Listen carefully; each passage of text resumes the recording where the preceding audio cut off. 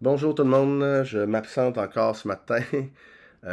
Courte vidéo pour vous présenter la partie de matière qu'on va voir aujourd'hui. L'examen va être reporté à demain, que je puisse faire ça avec vous.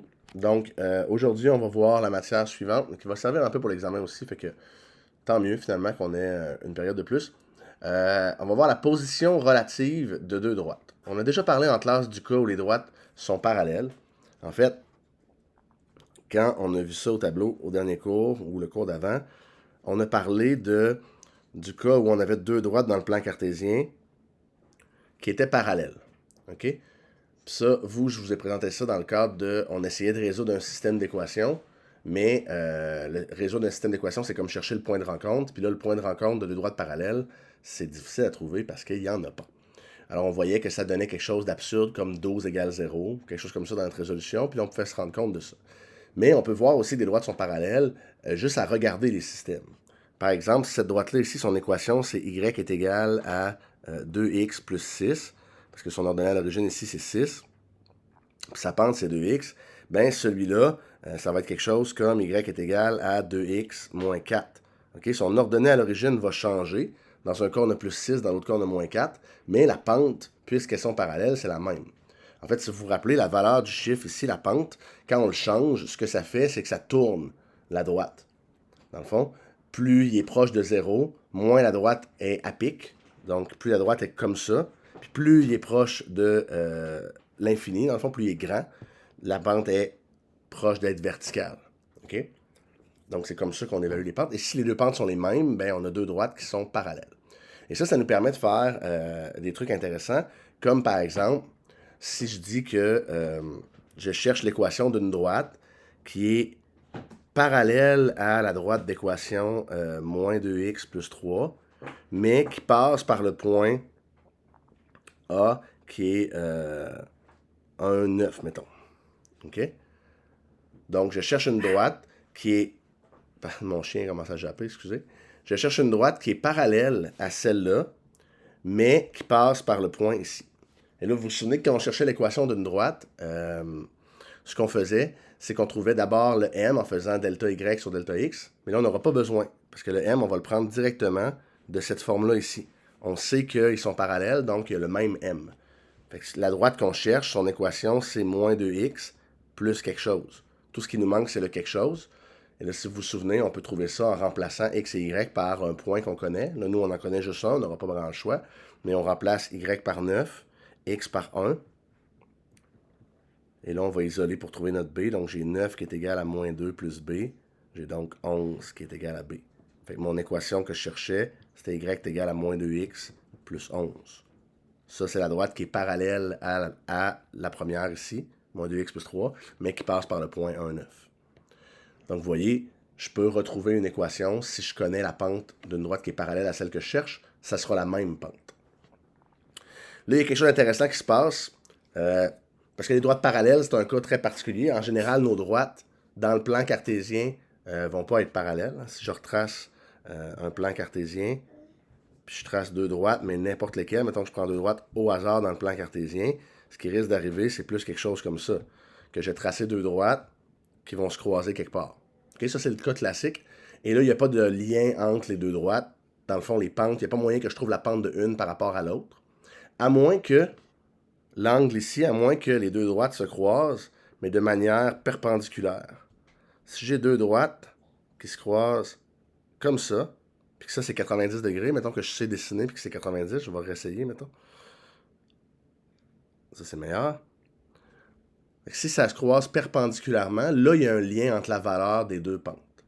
OK? Puis là c'est intéressant de réfléchir à ça. Je vais vous le dire évidemment c'est quoi le lien éventuellement, mais on va réfléchir 2 secondes à ce serait quoi le lien. Là, la première chose à laquelle on peut réfléchir, c'est le signe de mes deux pentes. Parce que si j'ai une droite dont le signe est négatif, vous vous souvenez que de la pente est négative, pardon, ça veut dire que ma droite va descendre comme ça. Nécessairement, la droite qui est perpendiculaire va monter. Puis là, essayez de toutes les tracer dans votre tête, imaginez tout ça. Si je trace une droite n'importe où dans le plan cartésien, la droite qui lui est perpendiculaire va pas dans le même sens. S'il y en a une qui monte, l'autre descend. C'est juste normal. Puis peu importe, là, même si j'étais vraiment des cas extrêmes, j'ai une pente super à pic ici, ben ici, j'ai une pente super douce, mais celle-là monte, puis celle-là descend. OK? Dans les deux cas, j'en ai une qui est croissante, l'autre qui est décroissante. C'est toujours comme ça. Fait que, premièrement, les signes vont être opposés.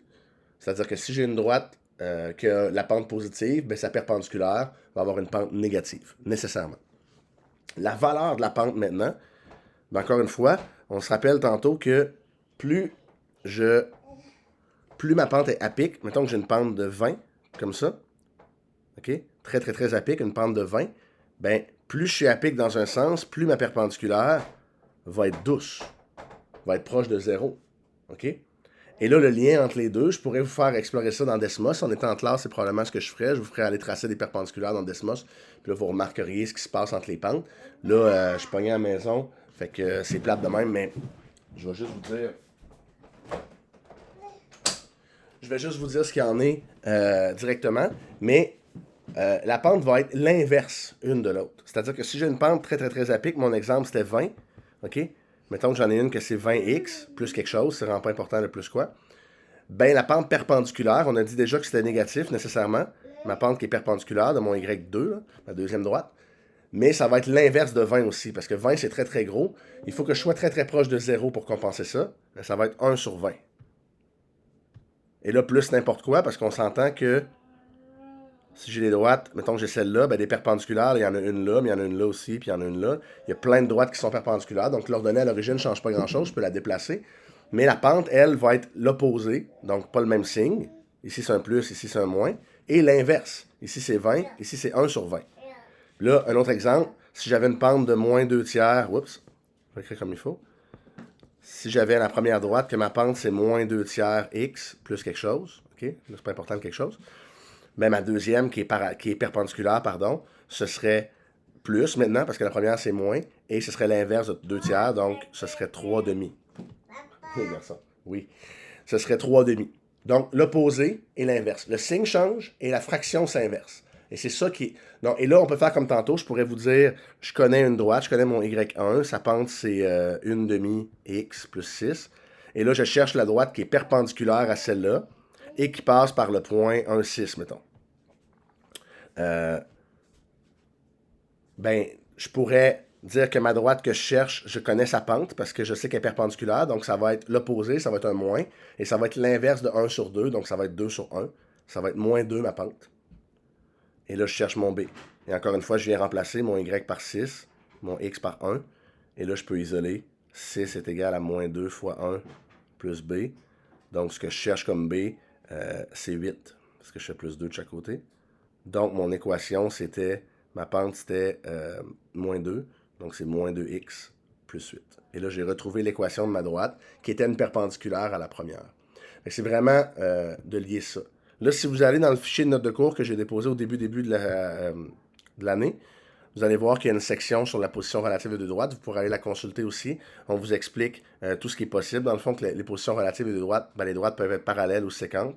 Puis si elles sont séquentes, elles peuvent se croiser particulièrement, être perpendiculaires. Puis on vous explique ici que les pentes...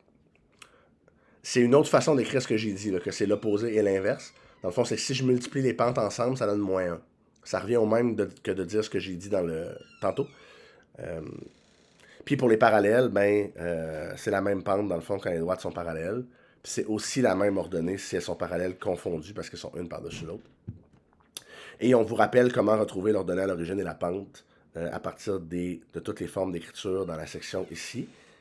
Et vous avez un exemple en bas de comment retrouver l'équation si je vous dis que c'est parallèle ou perpendiculaire à une autre droite. Vous pourrez aller consulter ça aussi.